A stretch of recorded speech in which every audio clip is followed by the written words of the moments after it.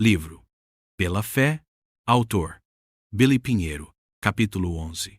A renúncia e a escolha da fé. Pela fé, Moisés, depois de nascer, foi escondido por seus pais durante 3 meses, porque viram que era um menino bonito, e não temeram o decreto do rei.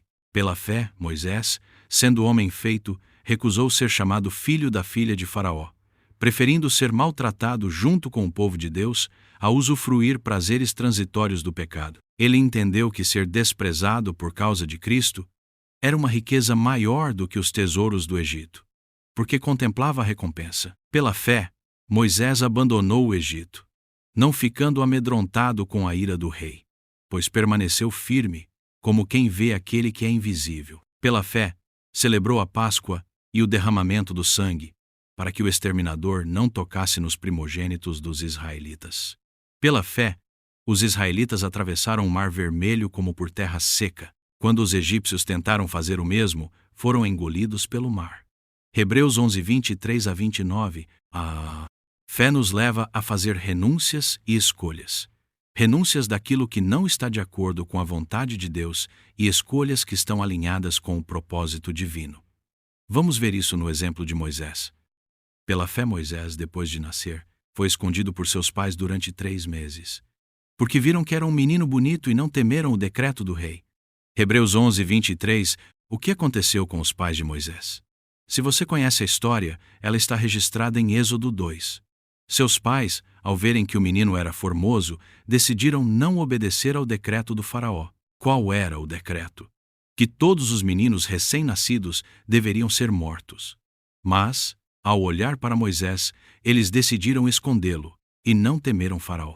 Um homem da casa de Levi casou com uma mulher da mesma tribo. A mulher ficou grávida e deu à luz um filho. Vendo que o menino era bonito, escondeu-o durante 3 meses. Êxodo 2, 1 e 2. E isso é muito interessante. Eu me perguntava, por que eles olharam para Moisés e acharam que ele era formoso? Será que era apenas porque toda mãe acha seu filho bonito? Às vezes, o bebê nasce e não está tão bonitinho, mas a mãe sempre acha lindo. No entanto, aqui a Bíblia nos diz que os pais de Moisés viram algo mais profundo. O que os levou a ter fé para desobedecer àquela ordem de Faraó? Eles poderiam ter sido mortos se fossem pegos. Ao lermos o livro de Atos, encontramos uma explicação interessante. Quando Estevão, cheio do Espírito Santo, falava aos líderes de Israel, ele disse em Atos 7:20: Por esse tempo nasceu Moisés, que era formoso aos olhos de Deus. Durante 3 meses, ele foi mantido na casa de seu pai. Isso é fascinante. Estevão, inspirado pelo Espírito Santo, interpreta para nós o que aconteceu em Êxodo 2 e o que o escritor de Hebreus está nos dizendo. Moisés era formoso, mas não apenas aos olhos de seus pais. Eles viram algo celestial naquela criança. Perceberam que havia um chamamento de Deus sobre ele. E isso motivou sua fé. Com essa visão de que Moisés era um menino chamado por Deus, eles obtiveram fé e não obedeceram à ordem do rei, escondendo-o por 3 meses enquanto puderam. Depois, como você conhece a história, Moisés foi colocado em um cesto e deixado no rio. A própria filha do faraó o encontrou e o criou como seu filho. Mas, de forma surpreendente, a irmã de Moisés, que estava observando, se ofereceu para encontrar alguém para cuidar dele. E a própria mãe de Moisés o amamentou e o criou até que ele crescesse. Veja que coisa maravilhosa! Esses são os arranjos de Deus em nossas vidas. Assim como o Senhor fez com Moisés, Ele também faz conosco, providenciando de forma extraordinária tudo o que precisamos. A fé lança fora o temor dos homens, mas o fato é que Moisés era formoso aos olhos de Deus, e seus pais perceberam isso. Aqui encontramos uma lição muito importante sobre a fé. A fé rompe com o medo, rompe com o temor dos homens. A fé dos pais de Moisés os levou a desobedecer ao decreto de um governador tirano. Muitas vezes, essa é uma lição também para nós. Às vezes, as ordens de quem está no poder, de quem tem autoridade, podem ser contrárias à vontade de Deus. E como cristãos, precisamos estar dispostos a desobedecer quando essas ordens violam os princípios de Deus. Pode parecer estranho dizer isso, mas é verdade. Quando algo é totalmente contrário à vontade de Deus, precisamos tomar uma postura firme. Ao longo da história da Igreja, vimos muitos mártires que perderam suas vidas, porque se recusaram a obedecer a decretos governamentais ímpios e malignos. No início da igreja, por exemplo, sabemos pela história o quanto os cristãos foram perseguidos pelo Império Romano. A ordem era que ninguém poderia se declarar cristão. Assim, os cristãos adoravam a Deus e serviam ao Senhor em segredo, reunindo-se em locais ocultos. Mas quando eram descobertos, muitos pagavam com a própria vida. A fé age assim. A fé dos pais de Moisés os fez romper com o medo de um governo ímpio e de uma ordem tirânica que não era a vontade de Deus. Vemos na história de Moisés como Deus providenciou tudo para que ele cumprisse o propósito divino. Os pais de Moisés tiveram essa visão e discerniram que ele era formoso aos olhos de Deus, que havia um propósito eterno para ele, um propósito para o povo de Deus por meio de Moisés. Certamente, sua mãe lhe ensinou os caminhos de Deus, tanto que, quando ele chegou à vida adulta, tomou a decisão de deixar o Egito. Pela fé renunciamos os prazeres transitórios do pecado. Nos próximos versículos vemos isso claramente. Em Hebreus 11:24-26 lemos: Pela fé Moisés, sendo homem feito, recusou ser chamado filho da filha de Faraó, preferindo ser maltratado junto com o povo de Deus, a usufruir prazeres transitórios do pecado.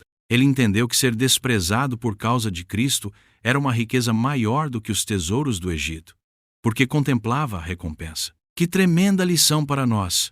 Pela fé, Moisés, quando já homem feito, recusou ser chamado filho da filha de Faraó. Por que ele recusou?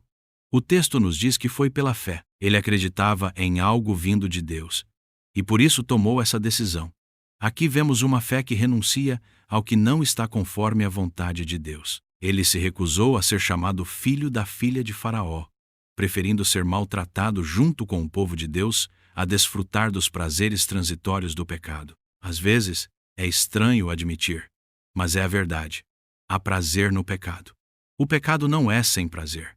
Muitos pecados são, de fato, prazerosos, mas como a palavra do Senhor diz, são prazeres transitórios e enganosos, porque o fim desse prazer é a morte, morte espiritual, e às vezes morte física ou emocional. Há sim um prazer, mas ele é passageiro. Lembro-me de muitos anos atrás, quando ainda era jovem, estava construindo uma casa e fui ao banco, a Caixa Econômica Federal, para obter um empréstimo. Durante o processo, falei brevemente do Evangelho para a atendente.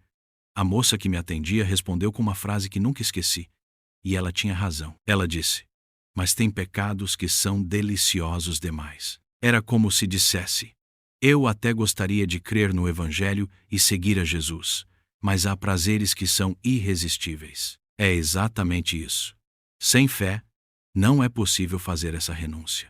É pela fé que renunciamos ao que é contrário à vontade de Deus. E é pela fé que escolhemos aquilo que está conforme a vontade de Deus. Moisés fez a renúncia certa e a escolha certa. Ele renunciou ao que pertencia ao Egito, aos prazeres transitórios do pecado, para se juntar ao propósito de Deus junto ao seu povo. Aqui vemos com muita clareza como a fé atua. Tudo realmente é pela fé. Nossa vida cristã começa com fé e deve terminar com fé. O versículo 26 diz: Ele entendeu que ser desprezado por causa de Cristo era uma riqueza maior do que os tesouros do Egito, porque contemplava a recompensa. Moisés considerou o opróbrio de Cristo, a vergonha de estar ao lado do Senhor, que muitas vezes é vista com desprezo pelo mundo, como uma riqueza maior do que todos os tesouros do Egito. Havia muita riqueza ali. E se olharmos para as descobertas arqueológicas do Egito Antigo, vemos que havia uma imensa riqueza. Quando um faraó morria, era sepultado com tesouros que hoje valeriam bilhões. Mas Moisés considerou o opróbrio de Cristo como uma riqueza maior do que tudo isso. A importância de contemplarmos o galardão. E por que ele fez isso? Foi pela fé. Ele teve fé porque contemplava o galardão.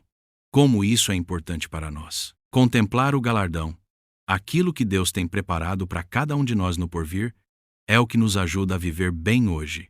Como você ousa fazer certas escolhas ao lado do Senhor? Como sua fé pode ousar fazer renúncias de coisas que, no momento, são prazerosas, que trazem fama ou riquezas? É pela fé, contemplando o galardão, aquilo que Deus tem para nós no futuro. Moisés foi capaz de fazer essa escolha porque ele contemplava o galardão, como diz a palavra de Deus. Ele considerou o opróbrio de Cristo como uma riqueza maior do que os tesouros do Egito. O mundo sempre nos trará muitas propostas e ofertas. Para alguns, essas tentações podem parecer pequenas, mas para outros, elas são grandes e poderosas. O fato é que essas tentações podem nos dar a sensação de que são irresistíveis, mas a palavra de Deus nos ensina que somos tentados pela concupiscência dos olhos, pela concupiscência da carne e pela soberba da vida. 1 João 2,16. Tiago 1, 14 e 15. Moisés foi tentado nessas três áreas. Ele via a grandeza do Egito, foi tentado nos prazeres da carne ali, e pela soberba da vida, pois era tido como o filho da filha de Faraó. Ele poderia até mesmo concorrer ao trono do Egito. A tentação era grande, mas ele olhou para o Senhor. A semente da fé, plantada por sua mãe em seu coração, cresceu, e quando adulto, ele tomou uma decisão pela fé. Ele renunciou a tudo isso e escolheu estar ao lado do Senhor. Essa é uma grande lição para nós. Também podemos fazer essa escolha. Algo que ajuda a nossa fé a renunciar ao que não é de Deus e a escolher o que é de Deus é contemplarmos o galardão, a recompensa que vem por escolher estar do lado do Senhor. É tão maravilhoso isso. Moisés contemplava o galardão. No Novo Testamento há muitas afirmações que nos apontam para o galardão. O galardão é uma forma que Deus deixou para nos estimular. Nós deveríamos, por amor ao Senhor, escolher o que é dele. No entanto, Deus, em sua bondade, ainda promete recompensas, galardões para seus filhos, para nos encorajar a perseverar na fé. Deixe-me citar alguns versículos sobre recompensas para que isso seja aguçado no seu coração e na sua mente. Mateus 19:29 diz: E todo aquele que tiver deixado casas, irmãos, irmãs, pai, mãe, filhos ou campos por causa do meu nome, receberá muitas vezes mais e herdará a vida eterna. O Senhor está dizendo que aquele que renunciou essas coisas pela fé, por amor a Ele, receberá muitas vezes mais. O Senhor recompensará cada renúncia que fizermos, daquilo que não é da sua vontade, assim como também nos recompensará pelas escolhas que fizermos alinhadas à sua vontade. Apocalipse 22:12 diz: Eis que venho sem demora, e comigo está a recompensa que tenho para dar a cada um segundo as suas obras. Receberemos segundo as nossas obras.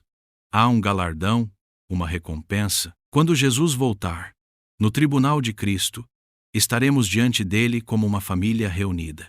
E ali o Senhor dará galardões àqueles que foram fiéis neste tempo presente. Você e eu somos chamados a permanecer fiéis ao Senhor, olhando para o prêmio, para o galardão. Paulo diz: Irmãos, quanto a mim, não julgo havê-lo alcançado, mas uma coisa faço, esquecendo-me das coisas que ficam para trás e avançando para as que estão diante de mim, prossigo para o alvo, para o prêmio da soberana vocação de Deus em Cristo Jesus. Filipenses 3:13 e 14. Não há nenhum problema em olhar para a recompensa. Não seja tão espiritual a ponto de dizer: eu faço as coisas apenas por amor ao Senhor e não espero nada em troca. Moisés contemplava o galardão, e Jesus nos incentiva, dizendo que nos dará uma recompensa. Não há problema em olhar para a recompensa. Isso pode nos estimular a permanecer firmes, a perseverar, a fazer escolhas deliberadas ao lado do Senhor pela fé. Outro verso diz: Porque o Filho do Homem há de vir na glória de seu Pai, com os seus anjos, e então retribuirá a cada um conforme as suas obras. Mateus 16:27. Em 2 Timóteo 4:8, Paulo diz: Desde agora me está guardada a coroa da justiça, que o Senhor, reto juiz, me dará naquele dia, e não somente a mim, mas também a todos os que amam a sua vinda.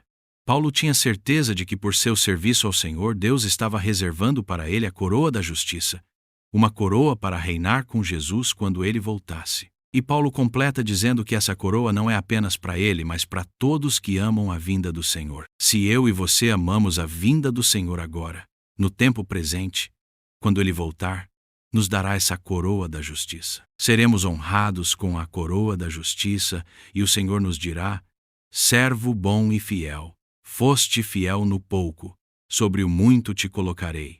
Entra no gozo do teu Senhor, entra no reino que preparei. E ainda mais um verso: Apocalipse 2:10 diz: Não tenha medo das coisas que você vai sofrer. Eis que o diabo está para lançar alguns de vocês na prisão, para que vocês sejam postos à prova e passem por uma tribulação de 10 dias. Seja fiel até a morte, e eu lhe darei a coroa da vida. Aqui, a coroa da vida não se refere à vida eterna, mas ao reinar com Jesus.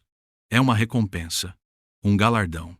A vida eterna é um presente, mas a coroa da vida é uma recompensa. Jesus estava falando para a igreja sofredora de Esmirna, que enfrentava perseguição e onde muitos foram mortos pelo Império Romano.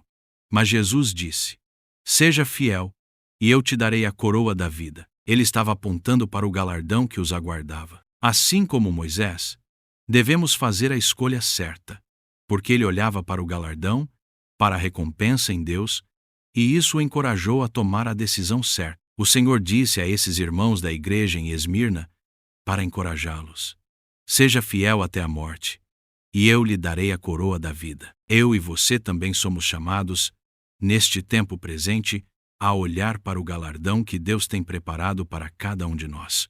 Isso nos anima e nos motiva. Que a graça do Senhor esteja com você e comigo, para que possamos olhar para o galardão e para as muitas promessas do Senhor, e então tomar, pela fé, a decisão deliberada de renunciar às coisas que não estão de acordo com a vontade de Deus, escolhendo aquilo que está alinhado com a sua vontade. A fé nos leva a ver o invisível e não temer o mal. O versículo 27 diz: Pela fé, Moisés abandonou o Egito, não ficando amedrontado com a ira do rei, pois permaneceu firme como quem vê aquele que é invisível. Mais uma vez, assim como os pais de Moisés, a fé levou Moisés a não temer a postura daquele rei ímpio.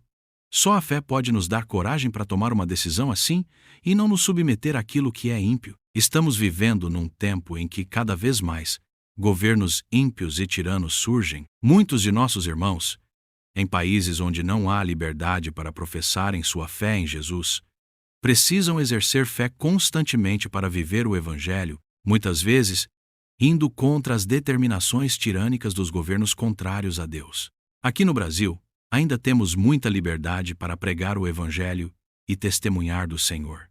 Deveríamos aproveitar essa liberdade ao máximo. Mas pode chegar um momento em que você e eu precisaremos exercitar fé para não seguir o que está sendo determinado, pois poderá ser totalmente contrário a Deus. Moisés, como diz aqui, pela fé abandonou o Egito, não ficando amedrontado. A fé lança fora o medo. Ele permaneceu firme, como quem vê aquele que é invisível. Louvado seja Deus, porque a fé vê o invisível, e por isso seguimos em frente. Só pela fé podemos realizar essas coisas. A fé vê o que a incredulidade jamais poderia. Paulo nos diz em 2 Coríntios 4:17 e 18: Porque a nossa leve e momentânea tribulação produz para nós um eterno peso de glória acima de toda comparação, na medida em que não olhamos para as coisas que se veem, mas para as que não se veem. Porque as coisas que se veem são temporais, mas as que não se veem são eternas. Moisés, como diz em Hebreus 11:27, permaneceu firme como quem vê o invisível. Se queremos permanecer firmes na nossa carreira cristã, na nossa jornada de seguir o Senhor, precisamos estar focados no invisível. Como Paulo diz, não olhamos para as coisas que se veem, mas para as que não se veem. Porque as coisas que se veem são temporais, mas as que não se veem são eternas. Olhamos para aquele reino que ainda é invisível, mas que virá, e essas coisas são eternas. Nós olhamos para as coisas de Deus. É pela fé que aquilo que o Senhor fez por nós se torna real. O versículo 28 diz: Pela fé, celebrou a Páscoa e o derramamento do sangue, para que o exterminador não tocasse nos primogênitos dos israelitas. Aqui vemos algo tão impressionante. Se você se lembra da história, na noite em que os israelitas deveriam sair do Egito, Deus deu ordens para que fizessem alguns preparativos, celebrando a Páscoa, que significa passagem. O Senhor ordenou que cada família imolasse um cordeiro e passasse o sangue nos umbrais das portas. Toda casa que tivesse o sangue no umbral seria poupada pelo anjo da morte. Mas, onde não houvesse o sangue, o primogênito daquela casa morreria. Essa história, que você pode encontrar em Êxodo, nos aponta para algo maravilhoso: o valor do sangue de Jesus. Eu e você fomos salvos pelo derramamento do sangue do Senhor Jesus, pela vida que Ele deu por nós. Mas preste atenção em algo importante. O que aconteceria com a casa que, após imolar o cordeiro e derramar o sangue, colocasse o sangue numa vasilha, mas não o aplicasse no umbral da porta? A morte chegaria naquela casa. O valor e a proteção daquela casa estavam na aplicação do sangue no umbral da porta. Isso é uma lição tremenda para nós. O Senhor Jesus morreu na cruz e derramou seu sangue. Mas se você e eu não aplicarmos esse sangue às nossas vidas pela fé, não terá valor para nós. A palavra de Deus diz, em 1 João 2:1 e 2, Meus filhinhos, escrevo-lhes estas coisas para que vocês não pequem. Mas se alguém pecar, temos advogado junto ao Pai, Jesus Cristo, o justo. E Ele é a propiciação pelos nossos pecados. E não somente pelos nossos próprios, mas também pelos do mundo inteiro. Ou seja, a obra de Jesus é suficiente para perdoar os pecados do mundo. Mas quem recebe o benefício dessa morte são apenas aqueles que creem nela e a aplicam em suas vidas. Da mesma forma, no nosso dia a dia, precisamos aplicar o valor do sangue do Senhor às nossas vidas. Mesmo depois de termos crido em Jesus, se cometemos pecados, precisamos aplicar o sangue dele para que tenha efeito. A palavra de Deus diz que se pecamos, devemos nos arrepender. E, ao nos arrependermos, o que devemos fazer? Confessar. Se confessarmos os nossos pecados, Ele é fiel e justo para nos perdoar os pecados e nos purificar de toda injustiça. 1 João 1:9. É ao aplicar o sangue do Senhor Jesus às nossas vidas que experimentamos seu efeito purificador. É tão maravilhoso quando olhamos para Apocalipse 12:11 que diz: Eles o venceram por causa do sangue do Cordeiro e por causa da palavra do testemunho que deram. Aqui, os irmãos venceram o diabo por causa do sangue do Cordeiro e da palavra do testemunho que deram. Ou seja, é muito importante que eu e você apliquemos a eficácia do sangue do Senhor Jesus em nossas vidas. De que forma? Através da nossa palavra, do testemunho que damos a respeito da eficácia do sangue de Jesus. O Senhor Jesus é o nosso sumo sacerdote. O sumo sacerdote da nossa confissão, Hebreus 3:1. Precisamos confessar e falar aquilo que cremos que Jesus é, para que isso tenha efeito sobre as nossas vidas e experiências. É necessária a nossa confissão, o testemunho que sai de nossas bocas a respeito do que o Senhor fez. Em Apocalipse 12:11, está dizendo que eles venceram o inimigo devido à palavra do testemunho e do sangue do Cordeiro. Nossa vitória está na palavra do nosso testemunho e na aplicação do sangue de Jesus. É importante que você mencione isso em sua confissão. É necessário que você fale. Gosto de ilustrar essa situação com um exemplo pessoal. Lembro-me de uma noite, há muitos anos, em que acordei tomado por um pavor terrível. Como dizem Provérbios, era um pavor repentino. O que fiz naquele momento foi simplesmente me ajoelhar ao lado da cama, sem querer acordar minha esposa. Em espírito, sem pronunciar palavras em voz alta, comecei a declarar e confessar tudo o que eu sabia a respeito do Senhor Jesus. É interessante notar que eu nem precisei repreender aquele medo. Apenas comecei a declarar que o Senhor Jesus tem um nome que está acima de todo nome, que Ele despojou principados e potestades na cruz, e que Ele venceu todos os poderes malignos. Fui lembrando e declarando todas as verdades que conhecia, e o pavor se dissipou completamente. Isso é tão real e ao mesmo tempo tão simples. Você precisa tomar posse dessa realidade em Cristo. No Antigo Testamento, se a família israelita apenas sacrificasse o cordeiro, mas não aplicasse o sangue nas portas de suas casas, a morte teria entrado ali. Mas, ao aplicarem o sangue nos umbrais, o anjo da morte passou por cima deles, e nada aconteceu. Aleluia! Quando aplicamos o sangue de Jesus em nossas vidas, ele realmente tem eficácia. E como fazemos isso?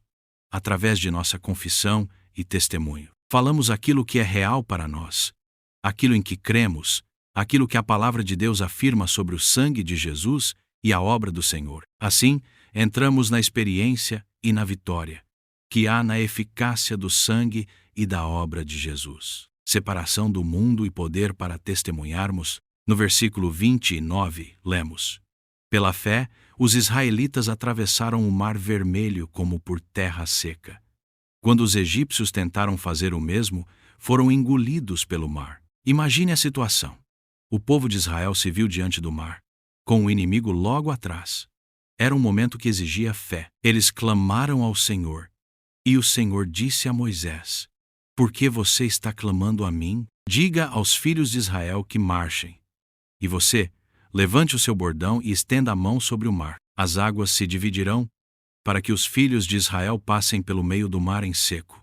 Êxodo 14, 15 e 16. Moisés, então, estendeu o bordão sobre o mar, e Deus enviou um vento que separou as águas, permitindo que o povo atravessasse a seco. Porém, quando o exército egípcio tentou segui-los, as águas se fecharam e os condenaram. Que ilustração poderosa para nós! Em 1 Coríntios 10, 1 e 2, Paulo nos lembra dessa passagem, dizendo: Ora, irmãos, não quero que vocês ignorem que os nossos pais estiveram todos sob a nuvem, e todos passaram pelo mar, e todos, em Moisés, foram batizados, tanto na nuvem como no mar. Paulo refere-se a essa situação como um batismo. Eles foram batizados na nuvem e no mar com respeito a Moisés? Para nós cristãos, essa é uma ilustração clara. A nuvem representa um batismo, e o mar também. São dois batismos. A travessia pelo mar representa o batismo nas águas. As mesmas águas que salvaram o povo de Israel foram as que condenaram o exército inimigo. Como diz a palavra do Senhor: Quem crer e for batizado será salvo. Quem, porém, não crer será condenado. Marcos 16, 16. O batismo nos salva de quê? Da vida eterna? Não. Mas nos salva deste mundo. É um rompimento com o mundo. No Antigo Testamento, essa passagem é uma figura do nosso batismo. O povo foi salvo do Egito pelo sangue aplicado nas portas, mas foi definitivamente separado do Egito pelas águas do mar. Nós somos salvos pelo sangue de Jesus. Temos a vida eterna pela obra de Jesus na cruz, mas a nossa separação deste mundo é marcada no exato momento em que passamos pelo batismo nas águas. O batismo nas águas é um marco na nossa experiência com Cristo.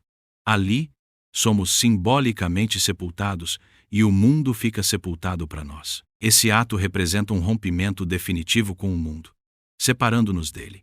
A travessia do Mar Vermelho, para o povo de Israel, é uma figura gráfica dessa separação. Ao passarem pelo mar, experimentaram um batismo, e esse batismo simbolizava a separação definitiva do Egito, que representa o mundo para nós. Se você crê em Jesus e ainda não pediu o seu batismo, o que está esperando? É necessário obedecer ao Senhor, pois isso é o melhor para a sua vida. Muitos pecados e coisas deste mundo ainda o perseguem. Talvez seja porque você ainda não fez esse rompimento pela fé, através do batismo. O batismo nas águas em nome do Senhor tem o poder de fazer essa separação entre você e o mundo. Paulo nos ensina que eles foram batizados tanto na nuvem quanto no mar. O que significa esse batismo na nuvem? Refere-se ao batismo no Espírito Santo, algo que você e eu precisamos muito em nossas vidas. Precisamos do revestimento do Espírito Santo, pois a nuvem representava o Espírito Santo sobre eles. Além do batismo nas águas, precisamos do batismo no Espírito Santo, do revestimento de poder. Para vivermos a vida cristã, não basta apenas o batismo nas águas. Necessitamos do poder do alto, como Jesus disse: Recebereis poder ao descer sobre vós o Espírito Santo. Atos 1:8. Todo aquele que crê em Jesus tem o Espírito Santo habitando em si. Paulo afirma: E se alguém não tem o Espírito de Cristo, esse tal não é dele. Romanos 8:9. Você tem o Espírito Santo. Mas além da habitação, há algo importantíssimo que deve ocorrer: o derramamento do Espírito Santo sobre nós, que é o poder de Deus para testemunharmos e vivermos a vida cristã. A travessia do Mar Vermelho, como Paulo diz, representou um batismo na nuvem e no mar. Para nós, na Nova Aliança, isso significa um batismo no Espírito Santo e um batismo nas águas. Querido irmão, querida irmã, conclamo você a orar. Se ainda não experimentou essa realidade do derramamento do Espírito Santo sobre a sua vida, peça ao Senhor. E se ainda não foi batizado nas águas, por que está demorando? Se crê em Jesus e deseja ser um discípulo dele, o caminho de entrada no discipulado é o batismo. Portanto, vão e façam discípulos de todas as nações, batizando-os em nome do Pai, do Filho e do Espírito Santo, ensinando-os a guardar todas as coisas que tenho ordenado a vocês. E eis que estou com vocês todos os dias, até o fim dos tempos. Mateus 28, 19 e 20. Pela fé, Moisés e o povo de Deus realizaram coisas maravilhosas. É a fé que tanto renuncia ao que não está conforme a vontade de Deus, como é a fé que faz a escolha daquilo que está consoante a sua vontade. Que Deus te abençoe. E que a sua fé seja viva e operante, renunciando ao que não é da vontade de Deus e escolhendo o que é a vontade dele para a sua vida. Perguntas para reflexão. 1. A desobediência dos pais de Moisés à ordem de Faraó foi um ato de fé. Em que situações a fé pode nos levar a desobedecer a leis ou normas sociais ímpias? 2. Em que momentos de nossa caminhada cristã precisamos, como Moisés, romper com o temor dos homens e escolher a vontade de Deus, mesmo quando isso envolve riscos? 3. De que maneira o exemplo de Moisés ao contemplar o galardão nos encoraja a fazer escolhas que vão contra o que o mundo valoriza? Como isso influencia suas decisões diárias? 4. Moisés renunciou a uma vida de privilégio e conforto para seguir a Deus. Quais são as renúncias que você precisa fazer para seguir mais de perto a Jesus? Como você pode encontrar a força para fazer essas renúncias? 5. A passagem do povo pelo Mar Vermelho representa o nosso batismo nas águas e o derramar do Espírito Santo. Você já experimentou tanto o batismo nas águas como o derramamento do Espírito Santo? Se ainda não, está buscando?